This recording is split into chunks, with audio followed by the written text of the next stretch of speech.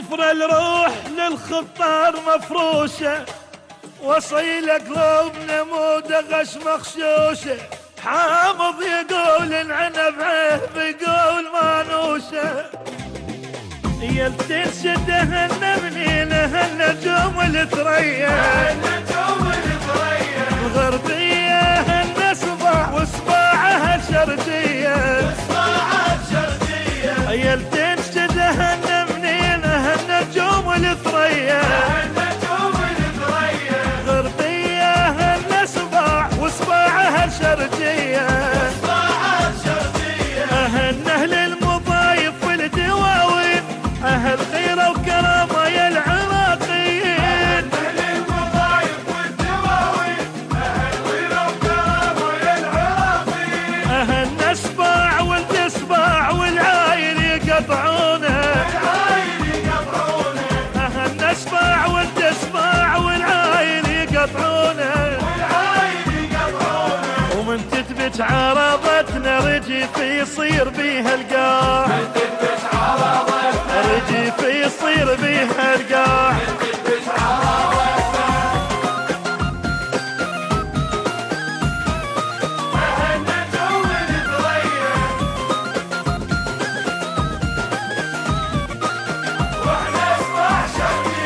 يل تنشده النمنيل بالك تمر بيهم،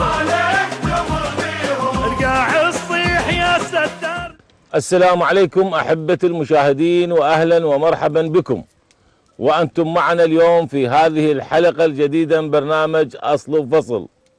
مشاهدينا الكرام، اليوم نحن وإياكم في مضارب قبيلة من قبائل العراق، هي قبيلة الأجود.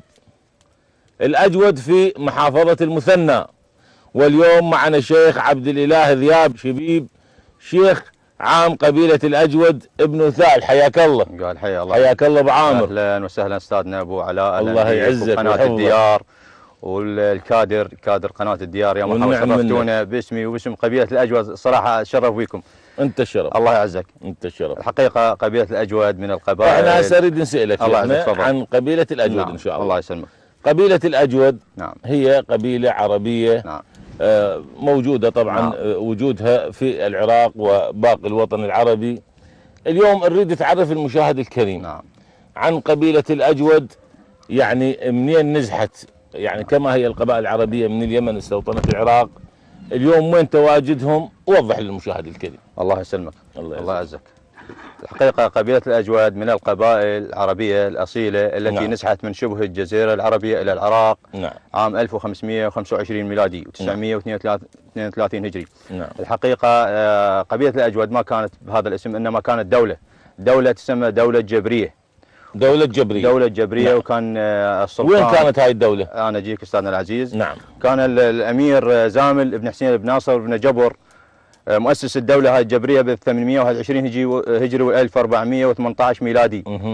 حيث كانت هذه الدولة في البحرين ونجد والأحساء والقطيف. نعم. وزاحم دولة القرامطة. نعم. وسيطر على هذه المنطقة بعد استيلاءها، زاحم القرامطة، وتأسست هذه الدولة مثل ما قلت لك بال 1418. نعم. هو الأمير زامل، حيث عند الأمير زامل 3 أولاد، هو هلال وسيف وأجود. نعم. وبعدما توفى هذا مؤسس الدولة الجبرية زامل بال 1461 هجري. نعم. استلمها ابن سيف، أخذ فترة من الزمن إلى 1474 ميلادي. نعم.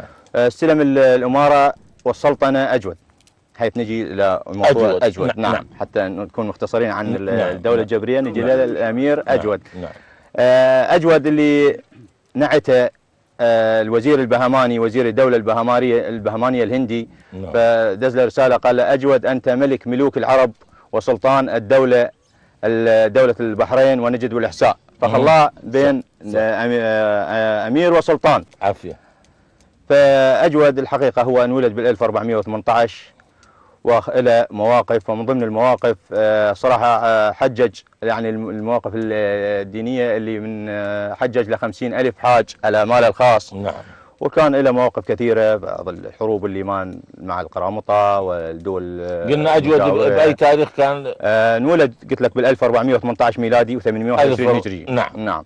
والسلطنه زين من انولد كانت موجوده الدوله ذاك الحين؟ اسسها نفس الولاده اسسها والده اللي هو زامل بال 1418. نعم. فاجود اللي استلم السلطنه بال 1474. نعم. حيث في نفس الوقت اسس وبنى قصر في نجد في الاحساء. نعم. العفو في الاحساء. القصر منطقه من قريه من يزله. نعم. والقصر حاليا موجود في الاحساء موجود حاليا. نعم بال 1475. نعم. واخذ فتره من الزمن حتى توفى هذا السلطان والامير الله يرحمه برحمته بال 1496.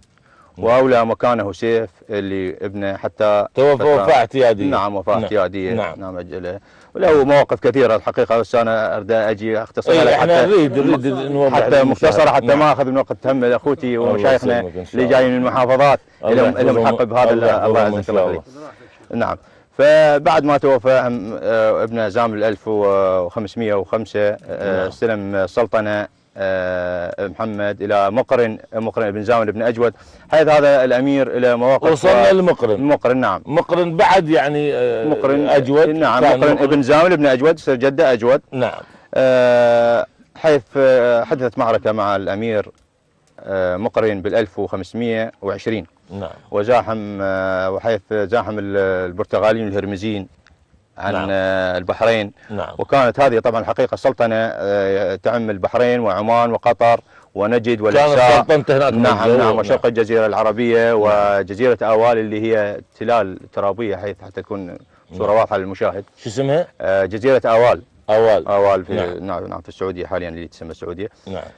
فالمقرن الحقيقه اللي هو صد البرتغاليين والهرمزيين في هذه المعركه، اخذت 4 اشهر هذه المعركه، حيث اجى ماجد بن احمد الملاح اللي قاد البرتغاليين بالبحر، طريق البحر اللي كانوا ما عندهم دلاله بالبحر، هو اللي قادهم جاهم على البحرين وصدهم الامير مقرن، حيث اخذت المعركه حتى استطاع البرتغاليين انطونيو القائد انطونيو بقصف الامير مقرن، وقعت عليه قذيفه حتى صوب اخذت 6 يعني ايام. هذا التاريخ يعني كانت موجوده بالمدفعيه.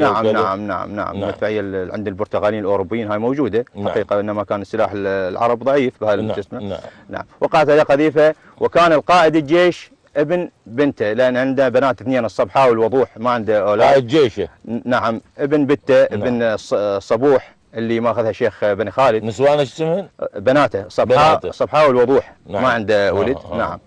فتوفى هذا الامير حقيقه، انقذ ابنه ابن بنته. هو سبب وفاته شنو كان؟ البرتغاليين وقعت عليه قذيفه من البرتغاليين وتوفى. نعم. فاخذ 6 ايام حتى ما يسحب جيشه. المهم. نعم. فسحب انقذ بالسفينه. نعم. حميد اللي ابن بنته. نعم. ابن الصبوح. نعم. فطوق الجيش البرتغالي وقصوا راسه وخذوا البرتغال. خذوا راس البرتغال، وصورته موجوده بالمضيف حاليا عندنا. نعم. صوره نعم. الامير مقرن. نعم. هاي شنو قضيه انه البرتغاليين جعلوا من صورة الشيخ مقرن. نعم. خلوها بالنطاق اللي جاي لك شعار. شلون احنا هسه كان عندنا شنو السبب شيخ؟ كان عندنا النطاق اللي نخلي به صورة النسر حاليا الموجود. نعم. نعم. فتوارثوها من شخص الى شخص. وشنو كانت المعنى ما استطاعوا البرتغاليين عدة مرات عدة هجمات يهجمون على البحرين ويصدونهم القائد. اعتبروا قتل لهم انتصار. هذا انتصر القائد، جابوا وبدلوا القادة الى ان انتصروا بهذا القائد انطونيو. نعم. فتوفى الامير مقرن بال 1520 واخذ اولى مكانه ابن عمه من الهلاليه اللي عشان انطيتك من البدايه اولاد زامل ثلاثه. سيف وهلال واجود. اولى مكانه ابن عمه غضيب ابن زامل ابن هلال. اولى مكانه. فحارب فاستنجد بالامير امير البصره مبارك المشعشعي اللي هم ساده المشعشع. انا ذاك تحياتنا لهم. نعم. المهم فانسحبوا الى العراق. كان قائد الجيش منيع هذه الفترة، قائد الجيش منيع بن سالم ابن زامل ابن سيف بن أجود. قائد الجيش. فلما توفى القائد والأمير مقرن معروف على مستوى حقيقة دول، سحب الجيش الأمير منيع أمير الدولة الجبرية، هم بقية الدولة الجبرية تسمت بعدين بالآونة الأخيرة قبيلة الأجود. سحبوا إلى حفر الباطن. إلى حفر الباطن إلى دخلوا للعراق بال 1525 مثل ما قلت لك و932 هجري. فأسس هذا الأمير منيع دولة اللي هي زاحمة بعض العشائر مع احتراماتنا للعشائر في الجنوب، وكانت أمارة ما كانت أمارة، إنما كانت عشائر المنتفق موجودة قبل نعم. الأجود نعم أكيد. في الجنوب، وأصل المنتفجة إلى بني سعيد. نعم صحيح. وكانوا هم بني سعيد. نعم. فزاحم فشاخ هذا الأمير فسموه أمير العرب، أخذ الصحراء حتى الهاشميات حدود بغداد في الحلة حدود بغداد، وسيطر حتى حدود إيران الأمير منيع، وشاخ باسم المنتفق حتى كتبوا عنه. يعني شيخنا هذا نعم. التاريخ نعم. اللي تحكي عنه وصل لحد الحلف اللي قبل الحلف. قبل الحلف كان اسم منتفج موجود، كان موجود اسم منتفج. كانت قبيله او عشيره اسمها مو هم يقول المنتفج على انه هاي ها نجيك للحلف للاتفاق، سموه انا اجيك منتفج. للاتفاق هذا بالاونه الاخيره بال 1700 نعم. بعدين نعم. اتفقوا. نعم. فشاخ الرجل الامير هذا منيع حتى اخذ فتره من الزمن حتى لقبوه بامير العرب، نعم. ورجع اخذ النجد والاحساء والحدود الصحراء اللي حاليا على نجد. ولهم الدولة الجبرية، أنا بعض الأحيان لهم قصر بالقرية، قرية اسمها الكوت في شرق الإحساء موجودة حاليا، قصر الدولة الجبرية. نعم. وهذا القصر تأسس انبنى بال 1400 ميلادي. نعم. إلى تقريبا 600 سنة. نعم. حاليا هذا هسه وجودكم بالعراق. هسه بالعراق احنا لا يعني لا دخلنا وصلنا إلى منيع. منيع. نعم. منيع بعد ما توفى منيع واستلمها ابنه محمد، واخذ فترة من الزمن تسمى استلمها وثال، وعرفت العرب بإمارة الوثال واسمة اسم وثال حتى مشيخة بقت عدال وثال. واخذ فترة انولد هذا الأمير وثال بال 1600. نعم. حتى شاخ بال 1600 العفو، وحتى شاخ اخذ فترة من الزمن حتى شاخ بال 1615 تقريبا هو عمره شاب. نعم. واخذ فترة وشاخ الأمير منيع العفو وثال حتى توفى هنا، حتى تجيك المعركة واختصرها. توفى وثال بال 1626 ميلادي. و 1036 هجري. 1036 هجري. توفى. نعم. بعد وثال أولى مكانه ابن غانم، حتى نعطي حقنا حق المشايخ اللي بعد. اكيد حتى مختصره الحقيقه مختصره. انا نعم. حتى ما اطي بعض الاشياء ان شاء الله.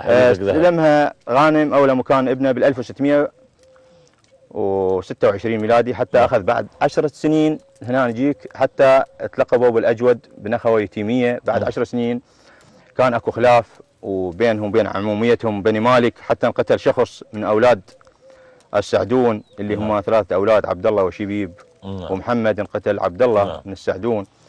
وصراحة كان قريب على بعد أثر معركة بين بني مالك والأجود. نعم. فانقتل هذا الرجل، هو فزع لأن هو خوالهم آل خصيفة. نعم. لأنهم طليعة بنت نعم. شيحان بن خالد آل خصيفة.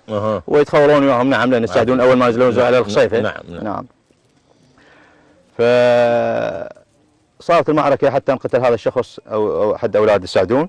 فزعل السعدوني حتى زعلوا مع بني مالك حتى نسحوا إلى تحياتنا البني مالك. نعم. والسعدون نسحوا إلى الإحساء. نعم. حتى استنجدوا بعض العشائر مثل الحتيبة. نعم. وبني مرة وبني خالي والسبعاوين. فاستنجدوا بخذوا 3 سنين أو أكثر، فرجعوا على الأجود في هذه المعركة، فصاروا على الأجود حتى ذبحوهم ذبحة شنيعة. الحقيقة احنا للأسف نذكر هذا الأمر. طبعا هو التاريخ يحمل. نعم. يحمل. نعم. الطيات الكثير من المآسي والكثير من المآثر أيضا اللي هي أكثر من الإيجابيات أكثر من السلبيات. نجي هنا لحلفكم. نعم. اللي جمع الأجود وبن سعيد وبني مالك والسعدون. الله يعزك، أنت تسألني أنا جايب لك تاريخ تسلسل حتى أوصل لك للتاريخ. يلا تفضل. هنا توفوا الأجود وثارت المعركة اللي نعم. معاهم على عين ماء مدلهمية. نعم. نسحوا للجنوب هنا للعشائر، بعض العشائر أولاد محمد العنزي جواب رواتبه والزياد. نعم. اللي كان عليهم يشرف مبارك، أولاد مبارك لحد الآن يتنخون. نعم. بإشرافهم. فبقوا الأجود يتنخون يطاردون على الخير، يتنخون أولاد مبارك، العفو أولاد يتمان. نعم. فأخذوا بال 14 سنة مع بني حكيم هنا بحدود بني حكيم، وردوا وصاروا على بني مالك. وللاسف الشديد ثارت المعركه. نعم. وخذوا بثارهم. نعم. ودفنوا الدلهميه. طلب غانم بن وثال ب 1650 هذه المعركه، ودفنوا الدلهميه. نعم. بجير ومسامير وصوف، وكتبوا نعلات نام عليها. نعم. نعم. فمن دفنوها نسحوا الى سوق الشيوخ، فلقوا سوق الشيوخ باسم سوق النواشي. اللي هم وي بني خيقان حاليا. نعم. نعم. يعني قبل ما اسمه سوق الشيوخ اسمه سوق كان سوق النواشي. فنسحوا بال 1650 على هذا السوق، فتسمى بسوق الشيوخ بالاسم الاجود. الوثال اللي هم الاجود بصوره عامه. نعم بصوره عامه الاجود، احنا حتى ما نكون اسمه. نعم. فهنا اخذ فتره من الزمن 25 سنه الاجود بسوق الشيوخ، حتى توفى الامير غانم بن وثال بال 1675. هنا مشكله الاجود طشروا، كل من تفرقوا. نعم تفرقوا. نعم، اللي اخذ الصحراء، اللي اخذ محافظات، اللي اخذ كذا. المهم فبقوا اخواننا الحيدر اللي هم والنعم منهم اللي يتسموا بن وثال، بقوا بسوق الشيوخ، والباقي العشائر فرقت الى عده محافظات. حتى بعض العشائر من الاجود لحد الان ماكو صله بينها وبين الاجود اللي بعدت الى عده عشائر مناطق. نعم. فهنا انا انطي الحق لاخوتي بعد، اوقف هنا حتى ما اخذ من وقتهم. جيت انت مثل ما تفضلت حتى رخصة اخوتي ومشايخنا الاجود للحلف. جيت للحلف. نعم. تشكل هذا الحلف بال 1700 ميلادي. شكله ابن وثال، حتى ما انطي ابن وثال ياهو شخص تشكل ابن وثال. شكل ناصر ليش قال له ابن وثال؟ لا ابن وثال شكل الاتحاد المنتفق بال 1700 ميلادي، وشكله مع بني مالك وبني سعيد والاجود. نعم. بني مالك وبني سعيد والاجود. نعم. فمن شكل الاتحاد المنتفق هنا كان هذا الاتحاد اثناء يعني الاحتلال العثماني. نعم بال 1700 ميلادي. فاتفقوا بهذا العشائر، لان كانت شويه خلافات بيناتهم. هم الاتفاق كان من اجل شنو؟ من اجل اكو خلافات بيناتهم، واكو امور اللي تجينا من العفو الفرس، اللي هم الروم والفرس دائما يغزون القبائل من الجنوب. نعم. حتى اكو معركه من المعارك اللي صارت ب 1830 اجيك بعدين عليها. فهنا بال 1700 تشكل الاتحاد، و1100 رغم انهم طوائف مختلفه. نعم. ورغم الغث عموميه الاجود بن مالك بن سعيد عموميه. هم كلهم يطلعون من عامر بن عقيل. لا قصدي انا كلهم مثلا السعدون وبقيه القبائل. السعدون شلون تقول مثلا رايه وياهم عموميه. نعم. اليوم اخواننا واعزاء عندنا ان شاء الله. والحقيقه انا داخل بهذا الموضوع اسف شديد الاسف. نعم. الى ترحال السعدون. نعم. من عشائرنا ان شاء الله. هذا للاسف الشديد واطلب من اخواننا وعشائرنا ومسؤولينا ان يتلافوا هذه القضيه. الحقيقه انا تحياتنا للسعدون جميعا. تحياتنا للسعدون واخواننا هم. نعم اكيد. نعم. احد عشائر المنتفق للاسف الشديد. انا اتاسف هذا الامر. نعم. انتم رايه واحده اخواننا. انه شوف شيخنا بذاك الوقت يعني اكو خطر من العثمانيين، اكو خطر من بقية الدول المجاوره. فاتفقتوا 4 عشائر في الدفاع عن العراق رغم اختلاف الطوائف بيناتهم.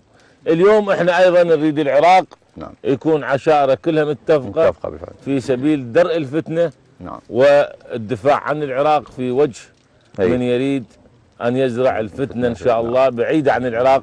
مشاهدينا الكرام راح نروح فاصل ونواصل.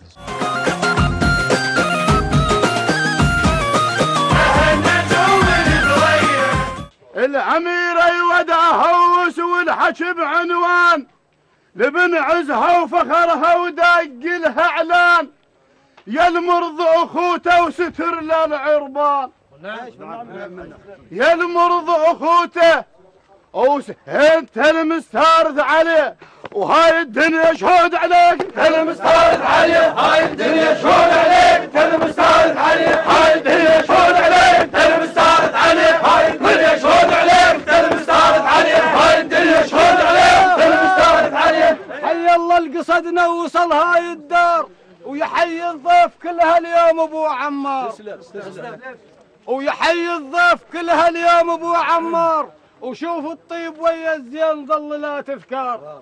هو اليوم يحيي بنجوى، هو اليوم يحيي بنجوى، واهل الملعب موجودين اليوم يحيي بنجوى، واهل الملعب موجودين اليوم يحيي بنجوى، واهل الملعب موجودين اليوم يحيي بنجوى، واهل الملعب موجودين اليوم يحيي بنجوى، واهل الملعب موجودين اليوم يحيي بنجوى، واهل الملعب موجودين اليوم يحيي بنجوى، واهل الملعب موجودين. هذا ابن تشف القهوه وما قبل لك عار. هاي الهوسه الها تاريخها ترى. وصلوا لابعادها تعرفون ليش شفت القهوه. هذا ابن تشف القهوه وما قبل لك عار، وهذا جاب رحوا بيها حد سيفه. جد عبد الله الفنيجين كان عنده سيف يحده يوميا بالمضيف بالراحه. هذا ابن تشف القهوه وما قبل لك عار، وهذا ابن الجاب رحوا بيها حد سيفه. فات على الجلاع وجاب بيد الثار. فات على الجلاع وجاب بيد الثار. ذبح 9 قبال خاله وسوى لك شنجار. ذبح 9 قبال خاله وسوى لك شنجار. وشاهد بي كلام فضيل ونصار، عشيره الها تاريخها عدى البجياش. وشاهد بي كلام فضيل ونصار. عبد الله الفنيجين اللي هو صاحب الهوسه. عبد الله الفنيجين قائد في زمانه يشابه عمر المختار. عبد الله الفنيجين قائد في زمانه يشابه المختار. هاو اليوم نريد نسولف بيهن كلهن، هاو اسمع بالفايز بيهن كلهن. جاب العلي وجاب الزود، اسمع بالفايز بيهن كلهن. جاب العلي وجاب الزود، اسمع بالفايز بيهن كلهن. جاب العلي وجاب الزود، اسمع بالفايز بيهن كلهن. وسع هاي للجياشي. حياك الله عابر للناس. الله يحييك. اقول حي الله القصدنا وجايب جياش. حي الله القصدنا وجايب جياش. اهل سوق السوير واصل سوق الباش. اهل سوق السوير واصل سوق الباش. ويا بحر الوسيع الماء يحب ينقاش. هو انت لو جيت المركب، هو انت لو جيت المركب والفالات تهزن بيه. انت لو جيت المركب والفالات تهزن بيه.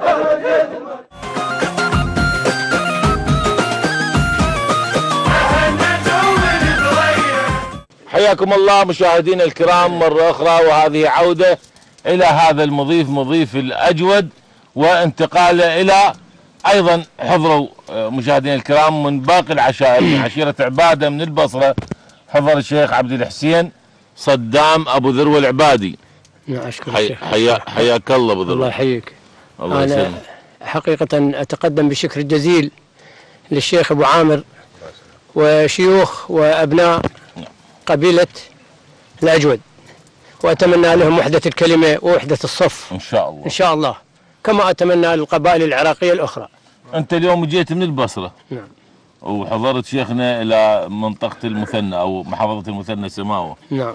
اليوم اللي جابك للمضيف، هل هناك عندك علاقات مع الشيخ يعني أبو عامر، يعني تحضر وياه بكل الأمور، وممكن مرات تناقشون الأوضاع اللي تخص مجتمعنا العشائري ومجتمعنا العراقي بشكل عام؟ بكل تأكيد أنه هناك تداخل بين العشائر والقبائل. نعم. وبين شيوخ القبائل وأبنائها، وبالتالي إذا ما يحدث هذا التعاون لا يمكن أن نحصل عليه. أنتم والأجود حدود عبادة؟ احنا ما بيناتنا حدود، بل تداخل في العشائر. تداخل. نعم. اكو تداخل بالعشائر. الخال وابن اخته. نعم، الخال وابن اخته، وايضا حلو المشاكل ايضا نتداخل بهذا الموضوع. اكيد. شيخنا شكرا لك. الله يعزك. وبارك الله فيك، وشكرا طبعا لمجيئك من البصره. الله يعزك. ووجودك هنا، وتحياتنا لكل عباده. الله يعزك. بالمدينه. الله يعزك. رحم الله والديك. الله يحفظك. رحم الله والديك. مشاهدينا الكرام، كذلك حضر من محافظه بغداد من مدينه الصدر الشيخ محمد عبد الحسين ابو جاسم، شيخ الزوين. اهلا وسهلا. حياك الله. حياك الله. الزوين ايضا للاجود. للاجود. نعم. احد عشائر الاجود. احد عشائر الاجود. نعم. حياك الله. حياك الله. واليوم مجيئك من بغداد المحافظه السماوه، ووجودك بهذا المضيف ان شاء الله. شيخنا، خلال هذه الفتره يعني اللي يعني انت بالنسبه لك في بغداد، يعني تجي دائما لهذا المضيف تتناقشون على كل ما يهم القبيله بشكل عام. نعم.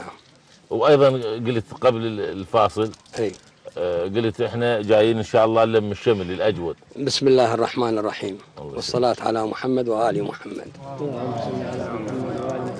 اشكرك اول مرة على مقدمتك الحلوة، ويديمك الله. واشكر الشيخ ابو عامر، ولا ننسى شيخنا وعزيزنا فيصل المناع ابو محمد، ونسأل الجميع الموفقية للجميع الكل. نعم. ونسأل الموفقية بحق محمد وآل محمد أن يجمع شمل الأجود تحت راية واحدة، وهي راية حب العراق إن شاء الله، ونبذ الطائفية واحتزازنا واحترامنا إلى كل قبائلنا اللي نعم. ترفض الطائفية أساسا وما تقبل. أكيد إن شاء الله. وإن شاء الله يكون العراق في أحسن مستوى وأحسن خدمة للمجتمع ولعشائرنا ولمسؤولينا. واهلا وسهلا بكم. نحيي قناة الديار المحترمة ان شاء الله. الله يسلمك، وحياك الله ابو جاسم، وشكرا لك يا شيخنا العزيز. كذلك مشاهدينا الكرام، حضر من مدينة كربلاء المقدسة الشيخ جعفر محمد علي ابو صادق، شيخ آل حيدر. حياك الله. بالمحيي حياك الله. ايضا الحيدر هي فخذ او عشيره من عشائر الاجود. عشيره من عشائر الاجود. حياكم الله. طيب أوفاكم بالصلاة على محمد وآل محمد. اللهم صل على محمد وآل محمد. أنا عشيرا بين عريقة من آل حيدر، منتمي لهذه القبيلة. نعم. القبيلة العريقة، قبيلة بين لطيفة معروفة في العالم كله وفي العشائر. نعم. قبيلة أجود معروفة، والحمد لله رب العالمين هالوجوه الطيبة كلها تجتمع إلى هالراية الحلوة، راية أجود. وكل عشيرة كل فخذ إلى راية واحدة. نعم. كل مرة بس احنا نجتمع انتم هسه بكربلاء تحت هاي الراية. نعم. بكربلاء تختلفون عن أهل السماوة مثلا أو الناصرية أو أهل البصرة، أهل بغداد، لو نفس يعني قصدي بالودي بالفصل بالسنينة، لو نفس السنينة نفس الشيء. احنا نفس الشيء، نفس العشائر كلها متجمعة على أجود، نفس موضوع رايتنا واحدة، على الفصل غيرها كذا، ودي مدري ايش كذا، كل هذا مرتب أمورنا. فاحنا متفقين ويا أجود. نعم. عشيرة آل حيدر عشيرة عريقة كالقبيلة عام. اي نعم. عشيرة عريقة بين عشيرة علمية. نعم. فمن سبحانه عز وجل تأسست العشيرة هذه، طشت إلى علم، أصبحت علمية، أجتها بالنجف وأكثرنا الناصرية، أكثر حملنا الثقيل بالناصرية. من هو العلماء اللي عندكم الآن؟ العلماء عندنا هواي، الشيخ أسد حيدر، الشيخ محمد حسن حيدر، تحياتنا لهم، الشيخ طالب حيدر، تحياتنا لهم. شيخ يعني ذولا ما زالوا على قيد الحياة؟ لا توفوا. اللي توفوا. هسه عندنا الشيخ محمد، شيخ الله يرحمه. هسه عندنا الشيخ محمد، ان شاء الله عندنا الشيخ محمد الشيخ عبد الحسين حيدر. نعم. هم شيخ عندنا موجود، وموجود بالنجف، ومدير مال المدرسة بالنجف، مدير مال المدرسة العامة. نعم. فبالنسبة احنا طريقنا ومسلكنا استلكنا الطريق العلمي، ولذلك احنا تفرقنا. والعشيرة الذي موجودة كانت مثل ما يقول أساسها من بعد أجود إنه، فإحنا صعبنا طششنا علم وما علم وكذا طششنا.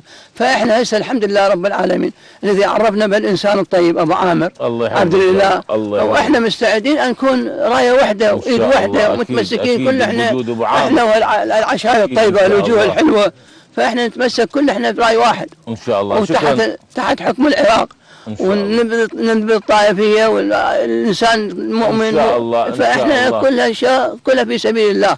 أكيد. ما نأمر إلا بالله والوحدانية وأهل البيت، كل شيء ما عندنا غير حكم أهل البيت، نمشي على حكم أهل البيت. حكم الإنسان. شيخنا احنا من خلال برنامج أصل فصل هاي النبرة اللي موجودة بكل المضايق. احنا رحنا للرمادي، الكل محافظات العراق، الجنوبية الشمالية الغربية، يعني لقينا نفس الصوت، حتى العشائر الكردية نفس الصوت ونفس الدعوة انه يكون العراق بلد واحد غير متجزئ. ابناء يعيشون بهذا البلد ويخدمونه وماكو تفرقة ان شاء الله. ان شاء الله. وكل العراقيين اليوم ان شاء الله مصممين على ابعاد هذه الفتنة ان شاء الله. ان شاء الله احنا متماسكين كل العراقيين ان شاء الله، والعشائر الحلوة ضد هاي الفتنة ذي الطائفية وكذا، ننبذ الطائفية احنا. شكرا. واحنا ان شاء الله متمسكين بالوحدة الإسلامية ووحدة الوطن. راح ننتقل مشاهدينا الكرام الى الشيخ ابراهيم صالح. نعم. ابو خالد. شكرا. حياك الله. وبيك اكثر. الله احد شيوخ الحسوم انت. نعم. حياك الله. جيت من الناصرية. نعم. اليوم حضرت لهذا البرنامج. نعم. احنا طبعا نشكرك رغم انه انت جيت بدعوه من الشيخ وهذا مضيفك وبيتك ان شاء الله. احنا نرحب بكم. الله يسلمك. اليوم وين انتم بالناصريه؟ احنا نسكن بناحيه ازديناويه حاليا هسه. ازديناويه. اي ناحيه اور. نعم. اي. العصوم انتم عشيره من عشائر نعم الأجود؟ عشيره من عشيره الاجود. نعم. اي وتتعدد، تدري العشيره لها افخاذ ايش قد عددكم بالناصريه يعني؟ عددنا هوايه بالناصريه وازيد شيء احنا مسقط راسنا بالناصريه، لكن بقيه المحافظات انه ببغداد وإنه ببغريب وإنه بكل المحافظات تقريبا. حتى بأبو غريب موجودين. نعم منتشرين عندنا حوالي 300 بيت أو أزيد ببغريب. نعم. نعم. أي. دائما تجي هنا يم الشيخ؟ نعم نعم، لقانا متواصل ويا أبو عامر دائما إن شاء الله بالسراء والذراء. إن شاء الله. أشكرك. الله يحفظكم إن شاء الله. الله يسلمك. وأنت بيدك ورقة. الله يسلمك. أقول بسم الله الرحمن الرحيم، واعتصموا بحبل الله جميعا ولا تفرقوا. باسمي وباسم عشيرة العصوم أرحب بالسادة والشيوخ العشائر الذي حضروا بدعوة الشيخ الأخ أبو عامر رئيس قبيلة الأجود. لا يخفى عليكم أن عشيرة العصوم نسبها إلى قبيلة الأجود، وأن قبيلة الأجود لها أذرع في الحروب والكرم والجود، ونطلب من العشائر العراقية وحدة الصف ونبذ الطائفية. والسلام عليكم ورحمة الله وبركاته. حياك الله وعليكم السلام ورحمة الله وبركاته. مشاهدينا الكرام، وراح نروح للشعر. نعم. نسمع بالديوان حضروا شعراء، الشاعر علي مزهر الزيدي. حياكم الله. انتم بن زياد ايضا اجود؟ نعم اجود. راية الاجود هاي كلها راية اجود، ما عدا بني مالك وبن سعيد. والنعم. كل صفحة يعني 3 نصير بالناصرية. والنعم. بس هاي كلها ترجع اجود. وكفو. نعم. اريد نسمع منك شعر ابو ذي. نعم، واحنا نشكر الشيخ ابو عامر شيخ قبيلة اجود. نعم. ونرحب نحيي الضيوف شيوخنا الجاية وبقناة الديار. الله يحييك. وبالنسبة لي أنا من حدا شعراء الناصرية المهاويل، ولكن نعم. احنا حكينا الأول نريد نسمع بيئة الناصرية البيئة ملح يعني ما ننساه. نعم. يظل جيلي قدم طبعا الجيل. أكيد. فحدا شيوخنا وين بالناصرية؟ بالشطرة. حياك الله. الشطرة شاعرة. فحدا نعم. شيوخنا من سوق الشيوخ. نعم. جاب بيت بوذية يوم من الأيام، تدري مع ما عوز كان، لكن هم ماخذينها بضحك وشوف. قال بيد احمس القهوه وبيد قليت وحسافه مجلس الطيبين. قليت تطول عمر واسمع بعد قالات وشوف اشكال من هاي الدنيا. رد علي الثاني قال لي يا اخوي غير تقولون له خليت قلبت، قال لي بالله غلبتنا عندك غيرها؟ قال لي لا عندي. نعم. اجا يقول له الحر يسجر من تذب عليه شبشاك. الحر يسجر من تذب عليه شبشاك، اللي يسألك لا تقول له شبيك. شبشاك تاخل اللي يريد وياك يشابشك. نعم. تجس نبضه وتعرف ايش بيه سيء. الله. المهم اخذنا فتره، اجى احد الشعراء البدر الرميض الله يرحمه. نعم. بالشعر موجود. نعم. طبله شاعر، الشاعر متناقرين هو وشاعر متعايرين على مود هو سانة عوز. نعم. فهذا جاب الرساله، اجى البدر الصبح بنسلم قال له استريح، قال له لا والله عندي بيت بوديه، قال له تفضل يا شاعرنا. قال له لف قرطاس للشمات خله مرت كبده ويظل بحشاي. خله حالي شلونك كشف الغير خله كشف على الوفود خين فيه. طرح الخاشوقه كان يحمس بالقهوه ويقولون نعم. عن بدر الله يرحمه اذا ما عنده فلوس ما ينزل للسوق. نعم. يقول يريد من الشاعر الشرط المهم ذني قبل الا تجي فلوس يلا ينزل. نعم. فقال له دع نفسك بسلوى بين خلاك ولا تكشف له عند عداك. خلاك ولو سهم العسر مسموم. خلاك الشمات اصعب من سهام المنيه، قوموا والطول عند كلهن. قال ابوي مع معود. عافيه. فهذا حكي هذا الله يسلمك. هو طبعا هاي الابوذيه هي سمه نعم. من سمات المضايف. صحيح. يقول اكو صار بين قبيلتين، تعرف نزاع قبل وغيرها كانت موجوده وغزوات بين القبائل. يقول قال له شيخنا مدهلي ورد اصيبك بيس وكراك. مدهلي ورد اصيبك بيس وكراك وحرمك من لبست البدن وكراك بعون الله لو تشر فوق وكراك وهل سريس جنحانك بدي. فرد علي ذاك قال له انا نكره ونكير ومنكراني وللديان حاضر منكراني قبلك يا فريح منكراني مرمر والمساح امتنت بيه. فهذا كان الكلام الجميل الدواوين كان حدا شيوخنا والمجالس. نعم. من رخصة الشيوخ استاذي الله يسلمك. اكو شيخ للساعة 12 صارت محكمته بعد ياخذونه للسجن. نعم. شاعر هو. نعم. القى المساجين تاكل بالسجن. ايش قال له الرائد مال السجن بالزمان الاول من سوق الشيوخ؟ نعم. قال له تفضل ترى بحد بعد ماكو بالسجن، تفضل يا ولد انت سرفن ذراعك وفوت. نعم. قال له لا هو يريد يحكيه. ايه قال له شو تقول؟ قال له لا اقول شحتها النفس من تدنا وفنها وبيد الزنبراغيها نعم. وفنها الدناعه مش ثوب لها وفنها الاديب احسن من النفس الدنيا. حياك الله. حياك الله وشكرا لك. مشاهدينا الكرام راح نروح فاصل ان شاء الله ونرجع لهذا المضيف. فاصل ونواصل، لا تذهبوا بعيدا.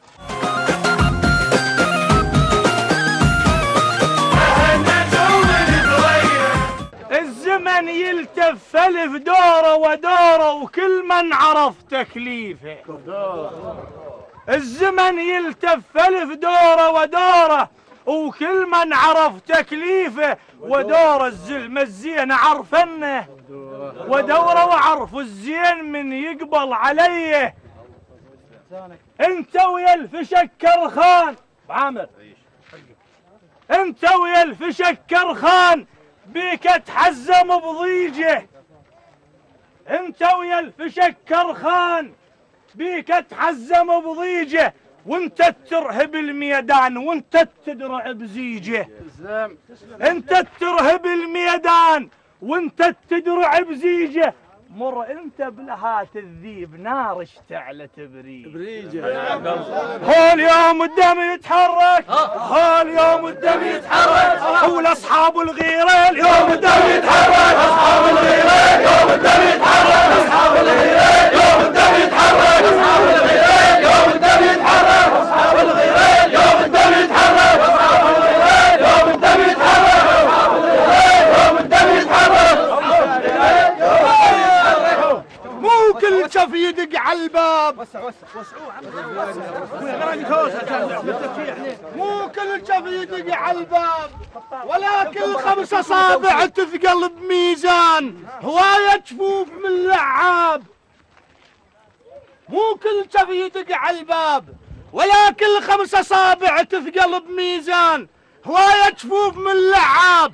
ولا لون السواد نقول لك احل العين، العين شلون تتكحل بريش غراب. السياب طلق كل منصة اليوم لأنه هواي لبسوا سترة السياب. السياب طلق كل منصة اليوم لأنه هواي لبسوا سترة السياب. بيكم انتفض وانشال فوق الفوق، بيكم انتفض وانشال فوق الفوق، ورباط الأخوة برقبة الطيبين مثل الطوق. ولا نرجع لقبل سنين نلقى مشابك النعروق، ولا نرجع لقبل سنين نلقى مشابك النعروق. بيهم يرتفع راسك وبيهم تنزل الميدان، وبيهم تنتصر وتصير عالي الشان.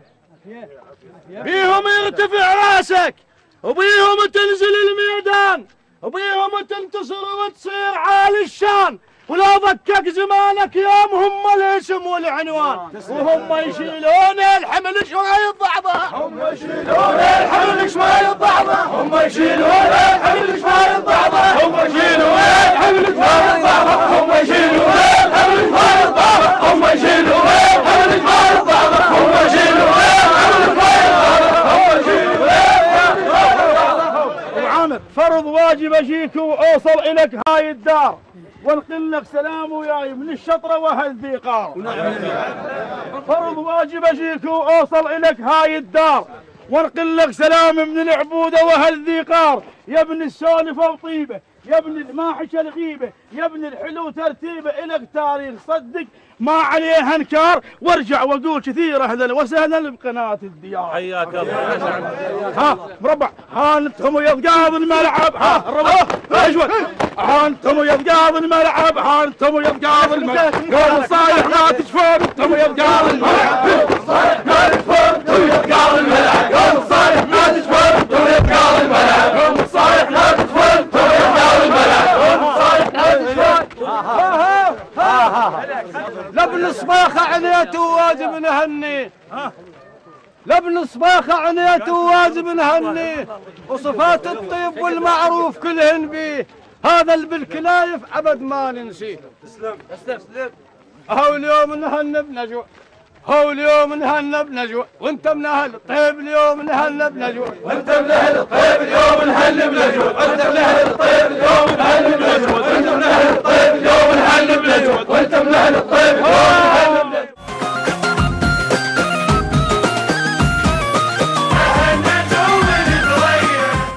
عدنا لكم مشاهدينا الكرام، واهلا ومرحبا بكم مره اخرى في مضيف آل أجود، قبيلة آل أجود. وراح ننتقل إلى الشيخ ناظم آل رحيم آل ردام، شيخ آل حويش. حياك الله. الله محييك، الله محييك أبو علاء، والله يحفظك ويسلمك. حيي شيوخنا الكرام والنعم منك. أولا أتقدم بشكر جزيل لقناة الديار الفضائية، متشكرة ومتفضلة في هذا الموقف. احنا بخدمتكم، المشرف خدمتكم الجيد اللي لم شمل هاي الوادم الطيبة إن شاء الله، ومشايخنا الكرام. نعم، بحضور الشيخ عبد الله آل ذياب أبو نعم. عامر، حياكم الله. ونشكر الأخ أبو علاء مقدم البرنامج. الله يعزك، يعزك ويحفظك. كثير الشكر. الله يعزك. متحدثكم الشيخ ناظم رحيم الردام حياك الله. ابن عبد الله الفنيجيني الأيود. والنعم. الشيخ من الشيوخ آل بوياش في ناحية الوركاء محافظة السماوة. احنا نود نلتقي بهاي المشايخ الطيبة، مشايخ الأجود. نعم. ودنا نتواصل وياهم، اخوتنا وعمامنا اكيد وعشايرنا اكيد. لكن احنا كل على موقعه، كل مسؤول نعم. على موقعه. نعم. اليوم ابو السماوه نعم. وابو البصره وابو الناصريه كلهم ان شاء الله قلبا وقالبا للوطن. اليوم شيخنا اليوم اكو فتنه. اي يعني هي مو موجوده اليوم وانما موجوده من سقوط النظام لحد الان. نعم. تحاول الدول اللي تحيط بالعراق تزرع هذه الفتنه، تزرع هاي الفتنه وتريد هاي الدول. اليوم الرساله اللي تبعثها انتم كشيوخ اي بشكل عام تبعثوها للعالم اللي خارج العراق حتى يسمع صوتكم، لان انتم شيوخ. نعم. يعني انتم اليوم عشائركم هي الموجوده وان شاء الله ولكم صوت وسمعه. كلنا رعاة وكل مسؤول عن رعيته. نعم. صحيح صحيح. شنو اليوم شو تقولون للناس؟ احنا نقول شعب العراق من الشمال الى الجنوب قلبا وقالبا في صوت واحد ان شاء الله، لا فرق بين هذا وهذا. نعم. كشيوخ عشائر نمثل العراق. نعم. في كلمة واحدة، رأي واحد. الأمن إن شاء الله مبسوط من قبل يعني الشيوخ العشائر لهم نعم. دور فعال في هذا الموقف. نعم نعم أكيد. وهذا أكيد. مشكورين عليه كل مشايخ العراق أكيد. وعشائرهم. أكيد. أكيد. وإحنا مو اليوم جدد على العراق من نعم. زمان لازمين أهله. أكيد. شيوخه وأبنائه وحكومته. العراق إن شاء الله عامر وان شاء الله بهله. احنا نقود ما حد يقودنا ان شاء الله، ولا نقبل. نعم. لا نعطي مجال لاي شخص يحاول تفرط الشعب العراقي. نعم. نريد لحمه الشعب العراقي ان شاء الله. والان احنا نجلس في مجالس الاسناد وفي مؤتمرات دوله. نعم. وحضور عشائري. نعم. كل حديثنا لملمه الشعب العراقي ان شاء الله. ما نريد نفرط باي شخص من شعب العراق إن شاء الله. ولا نسمح للغريب او للبعيد او خارج الجغرافيا العراقيه ان يدخل بسوء لا سمح الله. حياك. نرحب باللي يعين العراق. نعم. ويحتضن العراق، لكن لا نريد ان يدخل في تخريب العراق. نعم. هذا من جانب. والنعم. جانب اخر بالنسبه لعشائرنا وعمامنا الأيود، احنا نتشرف بهذا الحضور. نعم. ونشكر دعوه الشيخ ابو عامر الي شخصيا انا ومن الوركاء جيت من السماوه. وتحيات عشائر آل بوياش وبن حكيم الى مشايخنا في هاي المحافظه العريقه وفي الناصريه وفي البصره. فانا مثل ما تقول سفير للشيوخ بن حكيم وآل بوياش، انقل تحياتهم لعشائر الأيود وشيوخهم ومشايخهم. واحنا وياهم ان شاء الله قلبا وقالبا. تحياتنا لهم الكل عشائر ما نستغنى عنهم. واحنا رايه وحده، راي واحد ان شاء الله، هوسه وحده. صح والله. الى دعت الضروره. نعم. كل العراق يهب في موقف أكيد. واحد. أكيد. وفي صوت واحد وفي رايه واحده ان شاء الله. ونتمنى ان شاء الله الخير يعم الجميع، وان شاء الله يزول هاي الغمه عن هاي الامه ان شاء الله. ودائما متفائلين احنا بالخير. نعم. متفائلين ودائما احنا ان شاء الله عيوننا عيون واسعه مسلطين الضوء على وضع العراق العام. ان شاء الله شيخنا حياك الله. ابو علاء واهلا وسهلا. شكرا لك. الله يحفظك ان شاء الله. وتحياتنا لكل العشائر بالسماوه. حياك الله. يوصل الله يسلمك ويحفظك. يا مرحبا. وايضا راح ننتقل الى الشيخ نافع خالد شنيار حميدي. نعم. حياك الزويني. الزويني. حياك الله وحيا ابو علاء. حياك الله ابو علاء. الله يسلمك. والكادر كادر قناه الديار. ويسلمك. انت جيت من البصره؟ بالبصره ان شاء الله. وانقل لك نعم تحيات اهل البصره جميعا. تحياتنا الى اهل السماوه والناصريه جميعهم. الله يحفظهم. وعندي تكمله لقول ابن العم نعم. ابو جاسم الزويني، لان احب ان اضيف لانه عشائر الزوين بكثره. نعم. بكربلاء وبالبصره وبميسان وبالاحواز اللي ما ابناء عمومته. تحياتنا لهم. تحياتنا لهم. الله يسلمك. وخصوصا تحياتنا للأجود وكل العشائر العربية في الأحواز، لأنهم متابعين برنامج أصل وفصل. نعم. ودائما تجينا أخبارهم إن شاء الله. ابناء عمومتنا بيت كاظم سمج. نعم نعم. وأكثر عدد يعني هناك موجودين في الأحوازة على نهر كارون. نعم. وأضيف لك يا أستاذ أبو عامر، الله يسلمك، إنه نأكد على الوحدة بين العشائر للم الشمل لحفاظا على سمعة العراق، لأن العراق أمانة في أعيننا. وكل عراقي شريف ان شاء الله ان شاء الله. وشكرا. بارك الله بك شيخنا. وراح ننتقل مشاهدينا الكرام ايضا الى الشيخ نعيم سلمان آل خليف. حياك الله. حيا نباك. بسم الله الرحمن الرحيم. انت جيت من الناصريه يا شيخنا؟ من الناصريه من الشطره. حياك الله وحيا اهل الشطره. حيا نباك ابو علاء فلاح الدراجي. بسم الله الرحمن الرحيم. طيب وفاكم بالصلوات على محمد وآل محمد. في بداية حديثي أرحب بقناة الديار والمخرج والمصورين والكادر جميعا. الله يحفظك. أنا أحد شيوخ عشائر الخليف الأجود. عشيرة الخليف عشيرة كبيرة وعريقة ومنتشرة في كافة أنحاء العراق. نعم.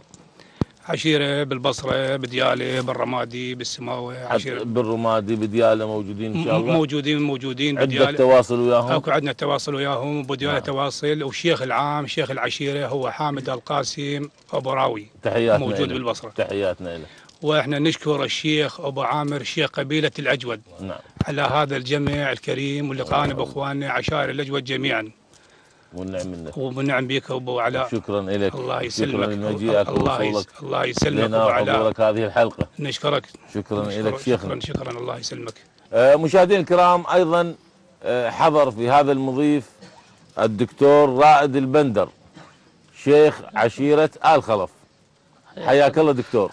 نشرف فيكم طبعا. دكتور انت جيتنا من الكوت؟ نعم من الكوت. حياك الله وحيا اهل الكوت. الله يسلمك ونعم. الله يسلمك. بسم الله الرحمن الرحيم. باسمي وباسم عشيرة آل خلف آل وثال الأجود نتقدم بالشكر الجزيل إلى قناة الديار وكوادرها والشيخ أبو عامر الله يحفظه إن شاء الله. طبعا دائما عنوان الوحدة والتوحد إن شاء الله هو سمة عليا إن شاء الله يطمح إلها الكل. نعم. ويكون العمل المتواصل نعم. هو دليل وبرهان على هذا الموقف. أكيد. طبعا قبيلة الأجود قبيلة بحكم التسلسل العشائري إلها أبعاد أخرى. هنالك دكتور في التاريخ ودكتور في الطب إن شاء الله. إن شاء الله. حياك الله. الله يحفظك. نعم. فمن الأبعاد اللي تتسم بها قبيلة الأجود هو البعد السياسي والوطني والبعد الديني والبعد الأدبي الاجتماعي. نعم. طبعا قبيلة الأجود بهالاسم والعنوان لها تاريخ حافل، والشيخ العزيز أبو عامر والمشايخ الكرام إن شاء الله كفوا ووفوا في هذا المجال.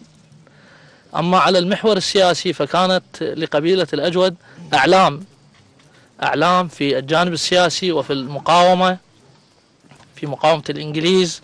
نعم. أمثال الشيخ باقر آل حيدر والشيخ محمد حسن آل حيدر والشيخ يعقوب الحراب والشيخ عذاف الزويني والشيخ موسى الخلف والشيخ فضيل الخلف. نعم. هاي بثورة العشرين. بثورة العشرين. نعم. وما سبقها طبعا قبل ثورة العشرين أيضا كان هنالك دور. طبعا هاي من الأعلام اللي موجودين بالإضافة إلى أسماء أخرى احنا نعتذر أنه خاف ما ذكرناهم. نعم. ولكن من الأعلام البارزة اللي كانت موجودة في القيادة السياسية. أما المحور الديني فقبيلة الأجود تتسم بأن لها مجال واسع في الجانب العلم الديني. نعم. وإن شاء الله شيخنا العزيز الشيخ آل حيدر أيضا قدم مقدمة بهذا الخصوص. نعم. هنالك عوائل أخرى وأسر وبيوتات اتسمت بالعلم والجانب العلمي والجانب الديني، أمثال كما قلنا آل حيدر وآل حسين القارئ، كذلك آل الشيخ زيني حتى أخوته تسموا باسمه. نعم. لمكانته، كذلك الشيخ جبر آل خلف والشيخ موسى آل خلف. نعم. كذلك هنالك دور أدبي قبيلة. نعم. نعم كان لها جانب أدبي متميز ورائع. من هم الشعراء اللي بالأجود؟ الآن حاليا كثير من العناوين، ولكن يمكن أن نقول رقم واحد في الشعر والأدب هو الشيخ مقرن. وخطب خطبة عصماء في موسم الحج قبل محاربة البرتغاليين. نعم. فترك الحج، خطب بالناس وحثهم على جهاد البرتغاليين. فكانت طبعا ما يسع المجال لذكر القصيدة، ولكن هي قصيدة. مقطع منها أكو عنده؟ والله هو مقطع موجود يعني. شو يقول بالله؟ في مطلع يعني بسيط. مقطع نعم. يقول: أي خطب في حمانا اليوم حل، ودها الإسلام فيما قد نزل، والنصارى بسفين مخروا بحرنا ما خشوا بأس الدول. طبعا قصيدة طويلة جدا يعني، فما يسع. نعم. حياك الله دكتور. الله يحفظك. أنا بسألك في قضية أخرى. نعم. هاي تخصك أنت. نعم. كدكتور وفي مجال الطب. نعم. اليوم أنت شيخ عشيرة. شيخ عشيرة من عشائر الأجود. أكو قضية موجودة وطبعا عانى منها المجتمع خلال هذه الفترة، وقبل فترة أيضا، قبل فترات، أنه مرات الدكتور يعني يجيبون له حالة مرضية. نعم. ومات هذا المريض، الله أخذه مات. يروحون يقاومون الدكتور العشيرة وتاخذ نعم. فصل من الدكتور. نعم. زين أنت كشيخ عشيرة وكدكتور، شنو رأيك بهذا الموضوع؟ والله هو هذا الرأي يعني، هو هذا نتيجة، طبعا نتيجة لشيء. نعم. هو شيء يعني مع الأسف نقول مؤسف، أنه هو غياب القانون، لأن لكل شيء قانون. نعم. فحتى المجال الطبي له قانون. فبالنسبة للحالات تصير هاي حالات يعني واسعة. نعم. صارت ولو احنا في مجالنا قليل، وحتى يعني اكو اطباء اضربوا عن العمل. نعم. نعم. نتيجة هاي الامور. نعم. نعم. اما احنا اختصاصنا لا قليل يصير هيك حالات، لان احنا اسنان. نعم. ف من انه القانون ما يحمي الشخص، طبعا يلجأ لقضية اخرى. طبعا العشائر العراقية لها دور بارز بالقانون. نعم. يعني صح هي ما لها شيء مشرع، ولكن لها اثر بالواقع.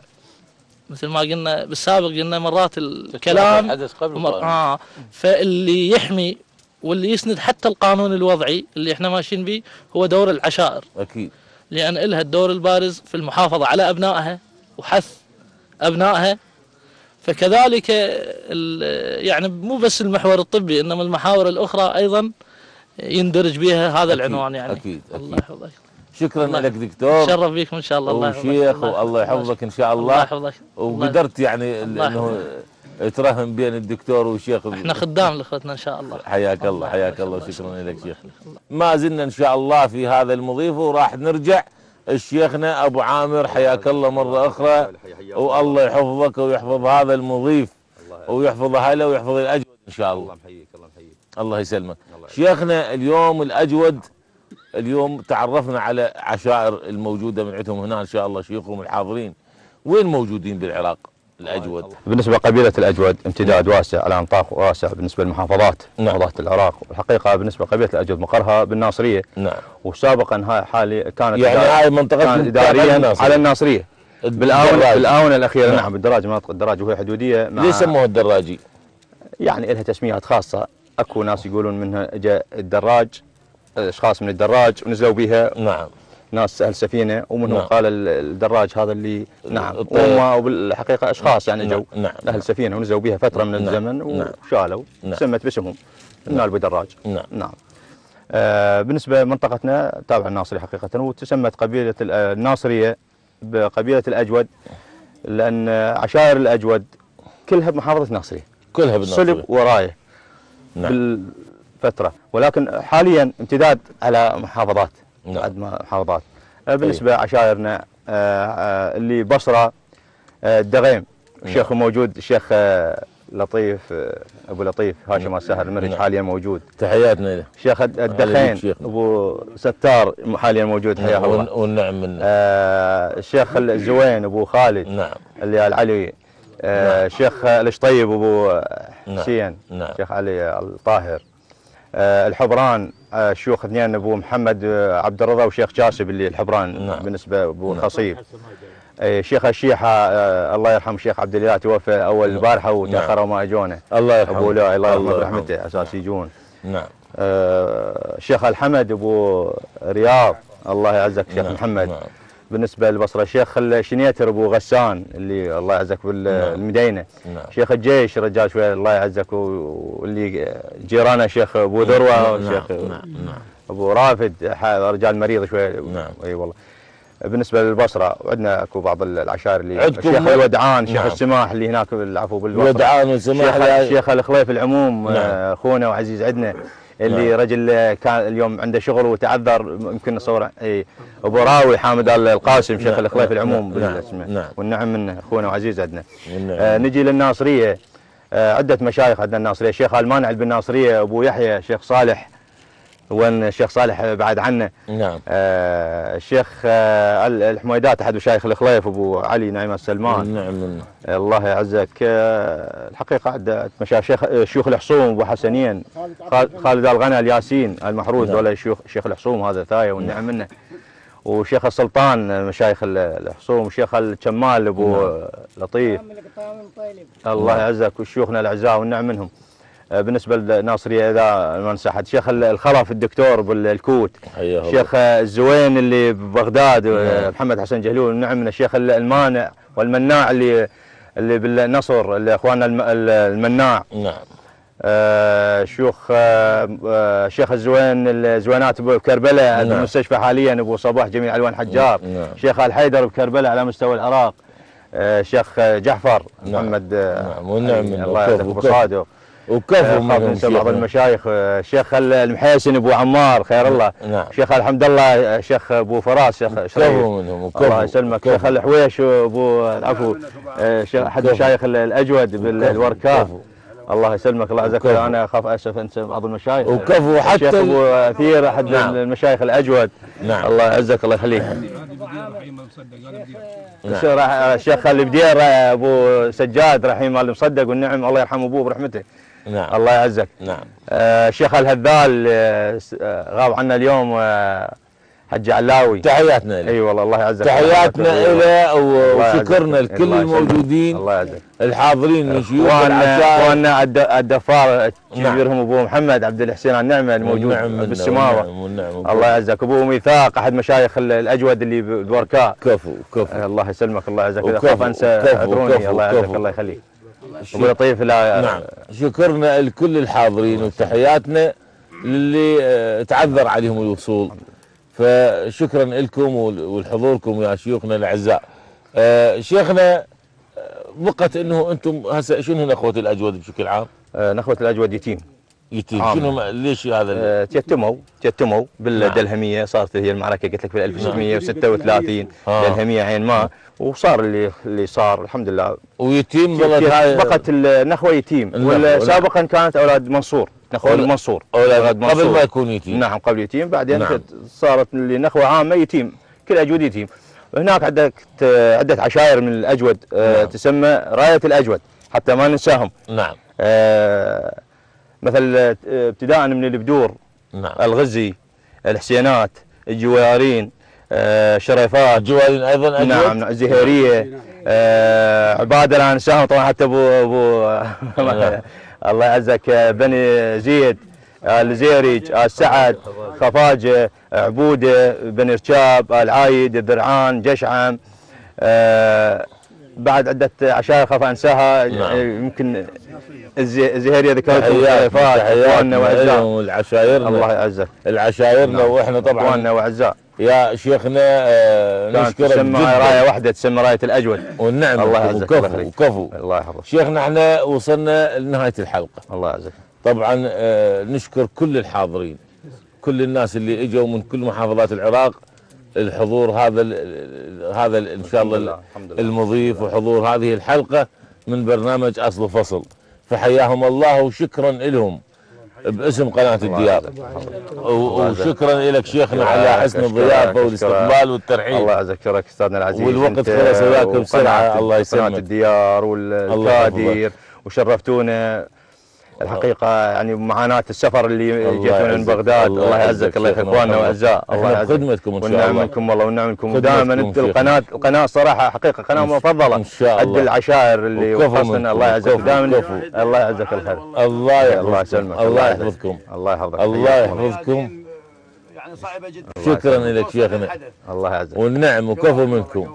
شكرا لكم يا شيوخنا، وشكرا لكم مشاهدينا الكرام على هذه المتابعة، حتى نلتقي إن شاء الله في الأسبوع القادم وقبيلة أخرى من قبائل العراق وحلقة أخرى من أصل وفصل.